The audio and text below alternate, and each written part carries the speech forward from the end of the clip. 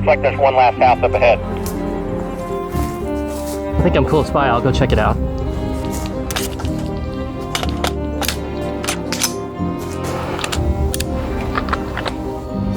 This house on the corner's been picked clean pretty recently. Someone's definitely been here. Hell, even if we can find 10 rounds, it'll be worth the trip.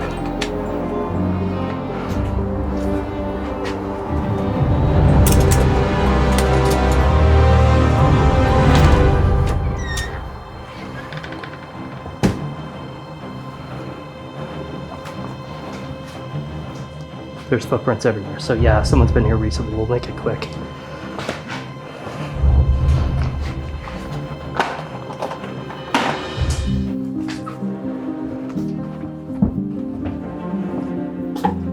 Ooh.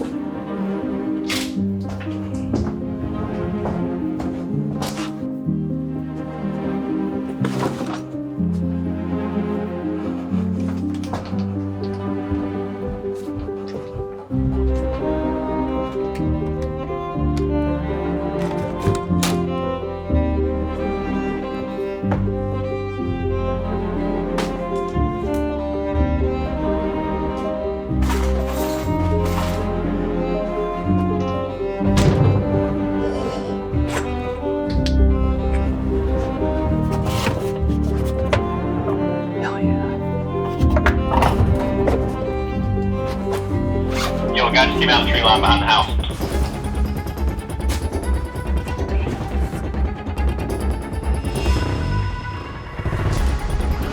He's almost to the back door. I need some help right now.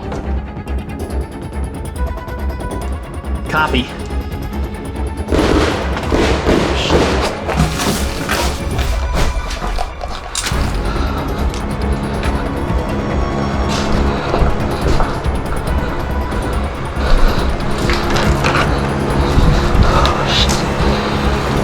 Here we go.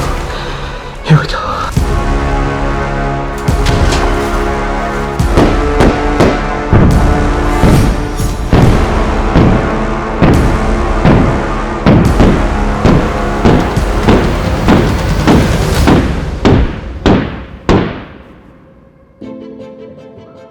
Constant improvement is better than delayed perfection. Mark Twain. In a previous video about Bear Creek Arsenal's 7.62x39 AR upper, we came away impressed with the value on offer. It wasn't without issue, but each strike was quickly remedied by Bear Creek Nasty's customer service, which got us back into the field quickly. And by field, I mean the literal field where we go shooting. We're not in any form of service, but thank you to those that are, and may you endure during these difficult times. Not long after we wrapped up the Comrade Panther video, news came of several changes being rolled out across Bear Creek Arsenal's 7.62x39 and side-charging AR uppers. And not long after that, we received something that was a culmination of those changes. And while perfection is still a ways off, it's definitely a big improvement. Make sure to check out our affiliates like Blackout Coffee, American-made coffees, teas, and cocos, brewed in small batches in Florida and delivered straight to your door the way you want it. Use code BuddyTech at checkout to receive 10% off your order and enjoy the satisfaction that you helped make this video possible. Also, Axel Hearing Protection with the GS Extreme Pro earbuds. They're comfortable, they offer 12 hours of battery life, Bluetooth connectivity, up to 8 times hearing enhancement, and most importantly, 29 decibels of hearing protection. Click the link below to get a discount or go in with your friends to get an even bigger rest discount and sleep soundly with your hearing intact and the satisfaction that you help support us. Thanks for watching, let's get back to it. Like the Gen 1, the 2.0 features a 16-inch 4150 chrome moly vanadium heavy barrel with a 1 in 10 twist and a Parkerized finish. Thread pitch is 5/8x24, the gas system is carbine length and non-adjustable. The receiver is billet with an M4 flat top, houses a nitride finished bolt carrier group, and a reciprocating side charging handle. And as before, it's made in America, has a lifetime warranty, and is compatible with any mil-spec AR-15 lower. So far, not too much is different. And while on the outside there are some changes that are immediately visible, it's the ones that are under the hood that make the biggest difference. Before we get to that though, let's go over some of the modifications we made to this gun to our personal preference. Starting up front, you'll recognize this from a previous video, the Oppressor J-Comp 2 combo. Both do a great job of mitigating recoil while providing different perks for different situations. The light is an Inforce Gen 2 WMLX. It features easy controls with a lockout switch so you don't blind yourself or your friends, has 800 lumens of power, and 2 hours of runtime. Double tap for a strobe, or toggle between on and off modes with a switch. Eagle-eyed viewers will notice this is not the light we used in the intro. The reason being is that we got it after we shot that portion. And the old one cannot hold a candle to this new one. Get it? Because candles make light. Okay. The sling is a GroveTech QS Sentinel. It's lightweight, has a nice pad for heavier guns like this, and it's very easy to quickly adjust. The emergency release is handy if you get snagged on something and can't swim out. I've come to use Duramags for 7.62x39 ARs because they just work and they're easy to find. Stainless steel construction makes them tough and they can take a beating. Even the finish has held up well despite being dropped on our very rocky shooting floor, and we have yet to experience any malfunction caused by these delicious bullet plates. The Holosun 510C should not be new to anyone at this point, but it's a crystal clear optic with a huge runtime. I have astigmatism and the reticle appears very clear to my eyes. Now back to the Bear Creek Arsenal stuff. Their newest change is the handrail, which offers vastly more M-LOK mounting space, which should please various schools of thought when it comes to mounting grips and various attachments. Also, they have an optional cutout on the Picatinny rail for a more ergonomic grip. In my case, the riser from the Holosun provides plenty of clearance for the in-force light, and I found it easiest to manipulate on top. This particular handguard eliminates the QD mount closest to the receiver, which I don't mind because the barrel did not allow enough depth in my Gen 1 to securely mount a sling. Now the last handguard wasn't bad, and it certainly wasn't broken, but this is a welcome wealth of changes. Now moving back, we get to the side charging handle 2.0. I'm a big fan of side charging ARs. I think they're cool, they look badass, and they're just a little more fun as far as the experience go. And this is certainly an affordable side charging AR upper when you look at the competition. The Gen 1 worked fine in function, but was a little annoying to keep tight. Loctite and force worked most of the time, but every time I pulled the bolt for cleaning, I noticed a little metal shavings and the handle would mushroom a little more when I cranked it back down. Not a recipe for longevity. The 2.0 adds a much needed anchoring relief point in the form of a metal dowel to keep the more AK-like handle from rotating out of place. It's wicked smart, it works, and you don't need nearly as much force to keep it in place. The old one never fell out while I was shooting, but I always kind of had a fear that it would, so this is definitely a welcome improvement. Now on the back of both these side charging AR uppers, you'll notice a plug. This is for a channel for the bolt carrier key. The channel allows for it to clear the receiver when being removed for cleaning and maintenance. The plug is there to prevent gas from escaping through the channel and blasting into your face during a firing cycle. The timing of that bolt on the Gen 1 was a bit wonky and never seemed to line up right when you closed the upper onto the lower. With the new upper, the bolt is better timed and fits snug with the flat part of the bolt facing down so it clears the lower. This may seem minor, but if you owned a Gen 1, it's surprisingly helpful. Cool. So those are the changes made to the exterior, and while not insignificant, they pale in comparison to the changes made under the hood. So let's get into the bolt carrier group. And I know what you're saying, the side charging handle is bolted to the bolt carrier group, so wouldn't that make it a part of it? First of all, lower your voice. Second of all, you're not wrong. The side charging handle 2.0 is significant a change on its own that I thought it was worth mentioning on its own. Also, Bear Creek Arsenal offered an upgrade program for 1.0 owners when they first launched the Charging Handle 2.0, so it was a pretty significant change for the company and for the customers.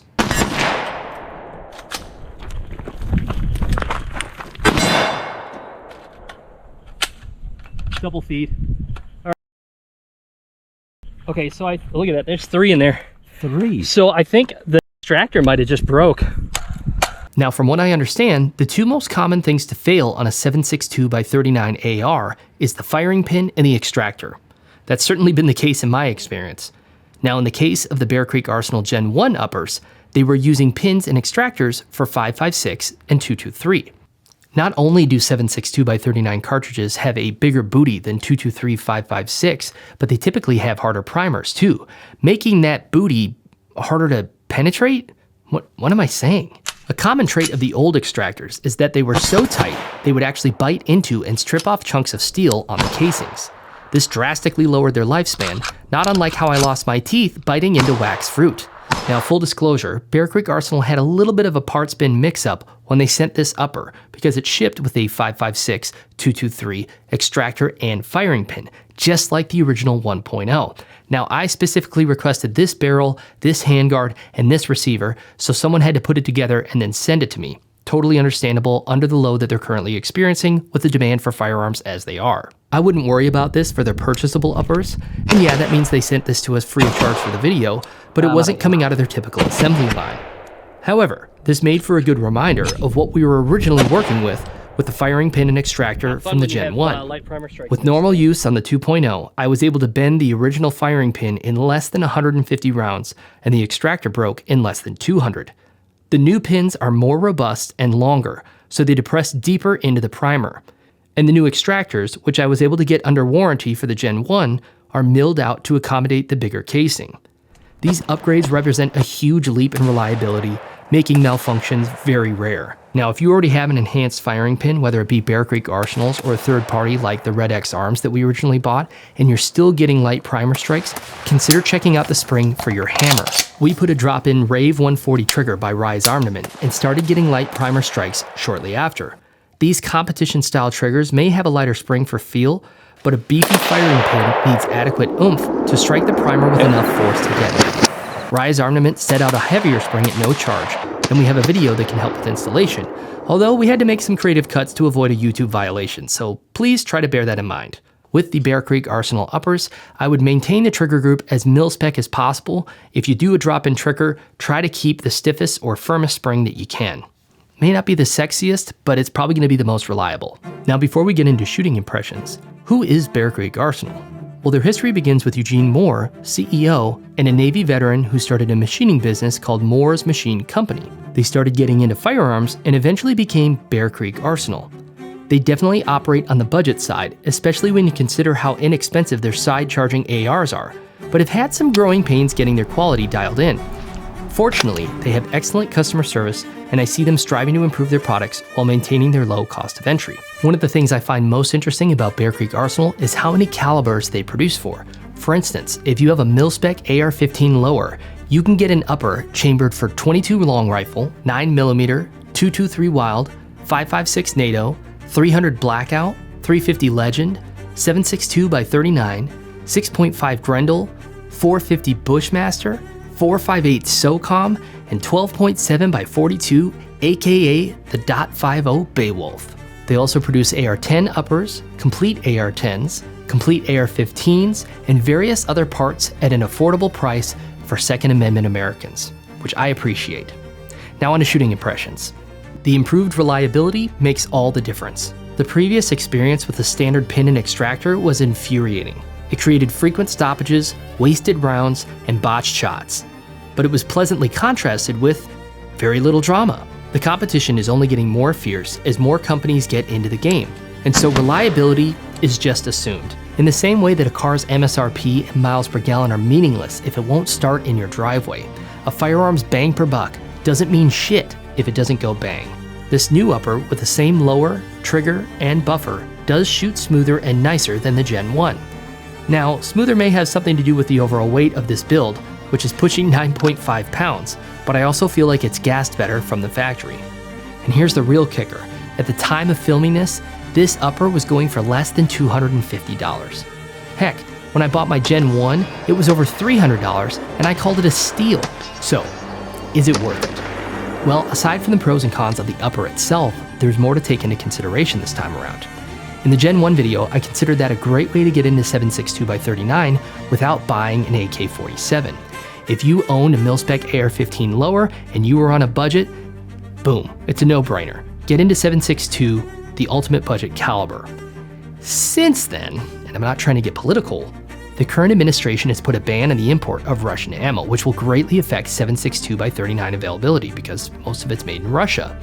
Now, I'm going to link an article to Free Range American that does a better job of covering this than I will, and I'm trying to stay out of the weeds on this. But I think it's arguable that A, there was a better way we could have punished them, and B, that it's going to greatly affect us during an ammo shortage more than it will Russia's GDP. That's just my thoughts on it. So, is it worth it? Well, I say smoke them if you got them. I still think it's a great cartridge, and we're going to see the market adapt. It already is. I learned from Mr. Guns and Gear that Palomino State Armory, God bless them, is going to produce, they're tooling up to produce 7.62 by 39 domestically. And you know what can't get stuck in a boat on a shipping container outside the coast of California? Something made here. I'm not trying to get spicy, it's just fact. So support with your dollars, vote at the polls, exercise your God-given Second Amendment rights to protect yourself and the ones you love. If you found this video helpful, please consider liking and subscribing. Check us out on Patreon and Subscribestar. Check out our affiliate links. And thanks for watching. Stay safe out there. Yeah, buddy.